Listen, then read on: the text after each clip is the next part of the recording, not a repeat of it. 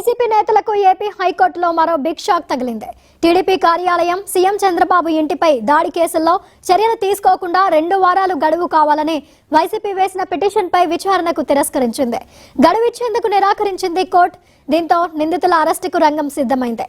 High court తిరస్కరణతో YCP నేతలు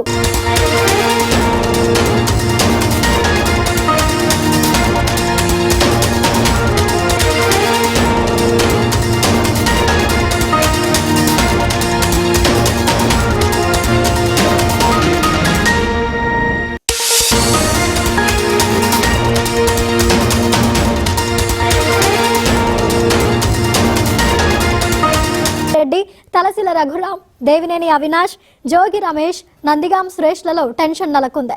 మరోవైపు మాజీ ఎంపీ నందిగాం సురేష్ ఇంటికి పోలీసులు భారీగా చేరుకున్నారు. పోలీసులు వస్తున్నారన్న సమాచారంతో నందిగాం సురేష్ ఇంటి నుంచి పరారయ్యారు.